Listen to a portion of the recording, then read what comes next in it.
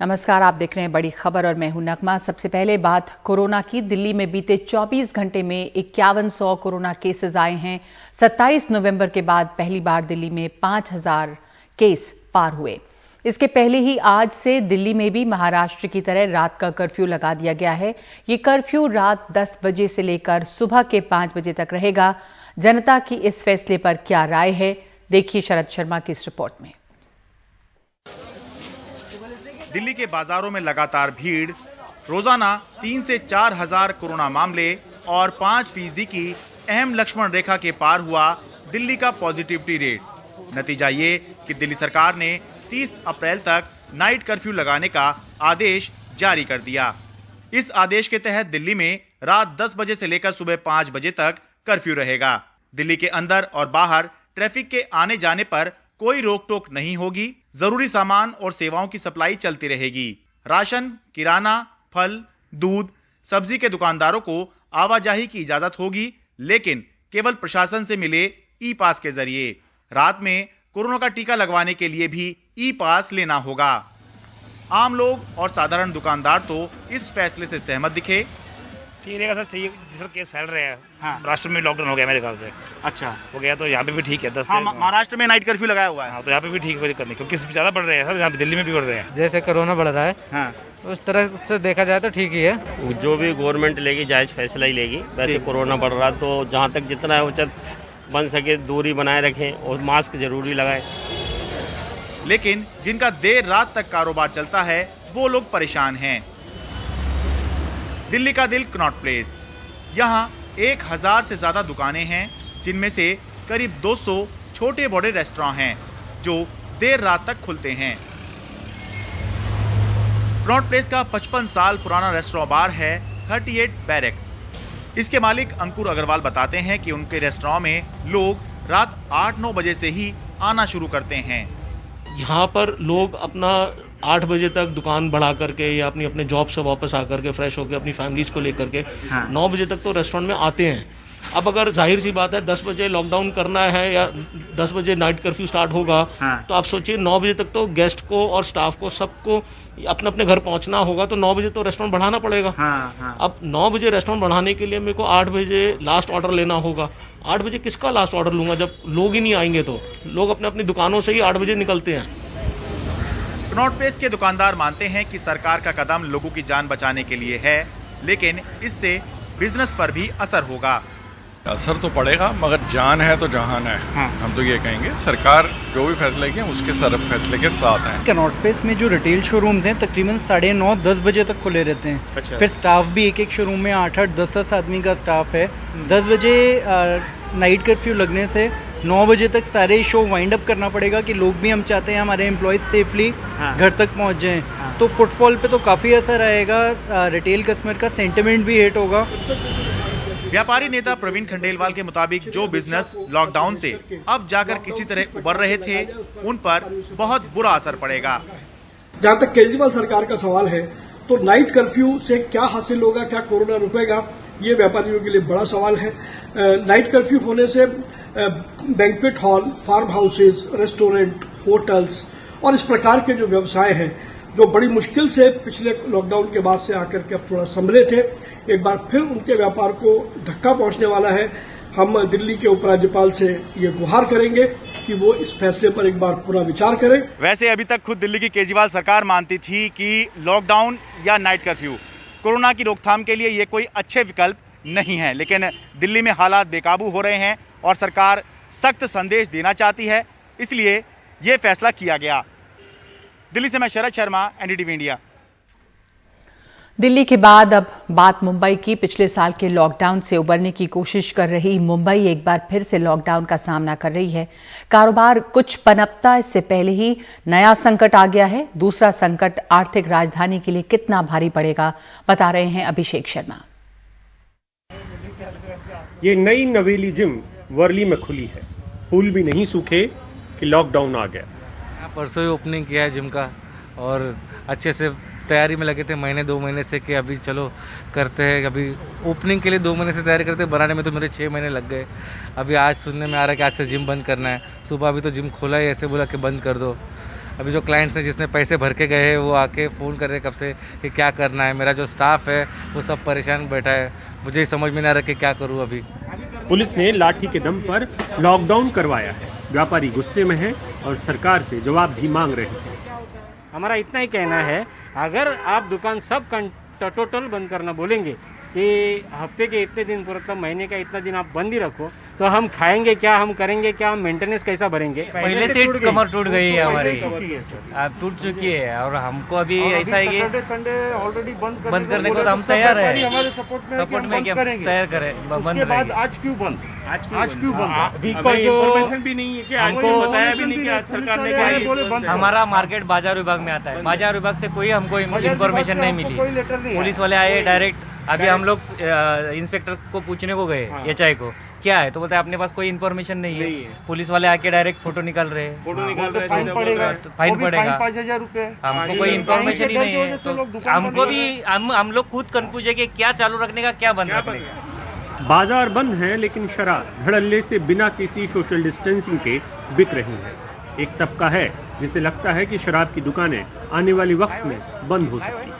मुंबई के तहस नहस बाजार में ये भीड़ डराती भी है और दूसरी तरफ व्यापारी कामगारों पर एक दूसरा बड़ा संकट आ चुका है। ये साल में दूसरी बार है। क्या मुंबई शहर ये दूसरा झटका झेल पाएगा? मुंबई से अभिषेक शर्मा, एनडीटीवी इंडिया। 4 राज्यों बंगाल, असम, तमिलनाडु और केरल में चुनाव का आज बड़ा दिन था। केरल और तमिलनाडु में सारी सीटों के वोट एक ही दौर में पड़ गए। पुडुचेरी में भी चुनाव पूरे हो गए। असम में तीसरे दौर के साथ मतदान पूरा हुआ, जबकि बंगाल में अभी कई राउंड बाकी हैं। तमिलनाडु में AIDMK के सामने तीसरी बार सरकार बनाने की चुनौती है, जो बंगाल में ममता अपना सबसे तीखा युद्ध लड़ रही हैं। बीजेपी बंगाल को जीतने की कोशिश में है और असम में बचाने में लगी है। उधर केरल में भी LDF अगर जीती तो 1980 के बाद पहली बार लगातार दूसरी बार सरकार बनाएगी। पुडुचेरी में हाल के विवाद के बाद कांग्रेस के लिए वापसी की चुनौती है।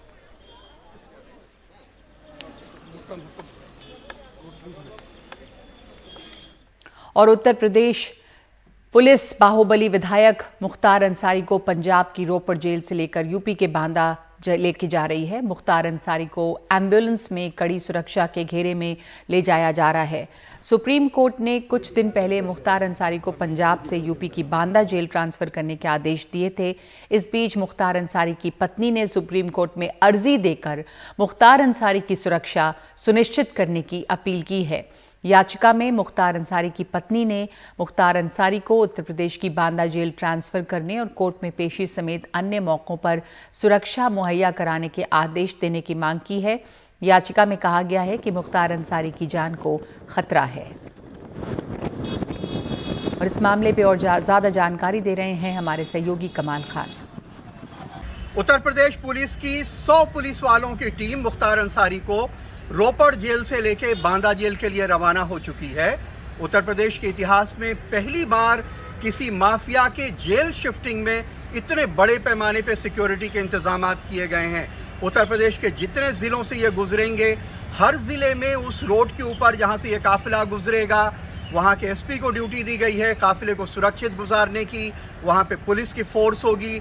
मुख्तार की गाड़ी के आगे पुलिस की गाड़ियां चल रही हैं, उसकी गाड़ी के पीछे चल रही हैं, दाहिने और बाएं चल रही हैं। बहुत जगह छतों से भी सुरक्षा की जा रही है। मुख्तार अंसारी को लेकर के आधी रात के बाद उम्मीद है कि ये टोली बांदा जेल पहुंच सकेगी। बांदा जेल में जबरदस्त सिक्योरिटी के इंतजाम किए गए हैं। उनके लिए अलग जेल का कमरा बनाया गया है। वहां पे 15 बंदी रक्षक खास तौर से ट्रेन करके तैनात किए गए हैं।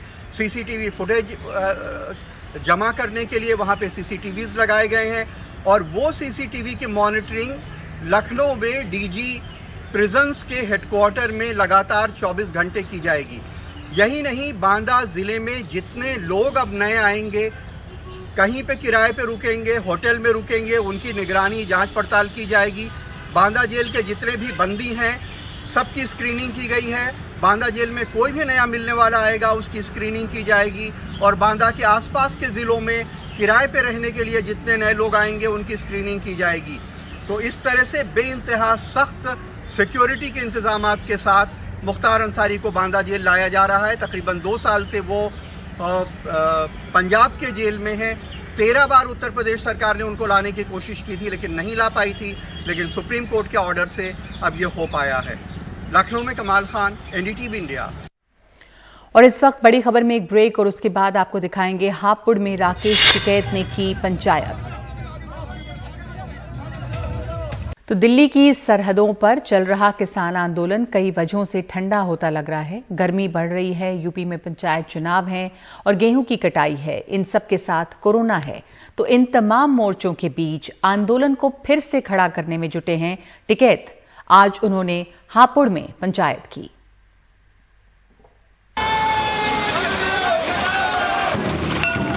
गाजीपुर बॉर्डर से करीब 60 किलोमीटर दूर हापुड़ के किसान नगाड़ा बजाकर संघर्ष तेज करने का ऐलान कर रहे हैं। देश भर में पंचायत करने वाले राकेश टिकैत दिसंबर के बाद पहली बार हापुड़ में पंचायत करने पहुंच रहे हैं। बग्गी पर बैठाकर किसानों ने स्वागत किया। अब राकेश टिकैत नए सिरे से गाजीपुर बॉर्डर पर किसानों को जुटाने की मुहिम चला रहे हैं। वो कहते हैं चुनाव के चलते सरकार दिल्ली में नहीं है। बढ़ जाएगा, लगेगा सरकार फसल पड़ने में 1 आध महीना लगेगा। भीड़ जब सरकार ही नहीं है दिल्ली में, जब सरकार आ जाएगी भीड़ भी आ जाएगी। अच्छा, तो सरकार कहाँ है? तो सरकार तो बंगाल में चुनाव लड़ रही। उत्तर प्रदेश में गेहूं और गन्ने की कटाई के साथ पंचायत चुनाव के चलते गाजीपुर बॉर्डर पर किसानों की संख्या लगातार घट रही है। इस पंचायत के जरिए राकेश टिकैत ने सभी जाति और धर्म के लोगों को गाजीपुर बॉर्डर पर पहुंचने को कहा, ताकि फिर से किसानों को बड़ी तादाद में जुटाया जा सके। हापुड़ जो है गाजीपुर बॉर्डर के नजदीक है, इसलिए यहाँ की सहभागिता बहुत जरूरी है। तो उसी अभियान के तहत एक छोटी सी मीटिंग। गेहूं कटाई का समय है, दोनों विपरीत परिस्थितियां हैं। अभी दिल्ली में सरकार भी नहीं है, हम भी अपना काम निपटा रहे, लेकिन जब सरकार दिल्ली में आएगी तो हम भी पूरी ताकत के साथ जाएंगे। सरकार अपनी ओर से किसानों के साथ दोबारा बातचीत की कोशिश करती नहीं दिख रही है। ऐसे में लंबे खिंच रहे किसान आंदोलन में दोबारा जान फूंकना किसान नेताओं के लिए एक बड़ी चुनौती है।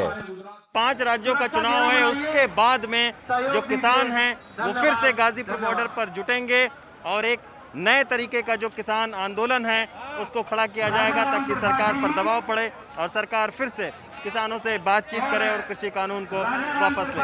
हापुड़ से मनोज ठाकुर और अदनान के साथ रवि रंजन शुक्ला, एनडीटीवी इंडिया।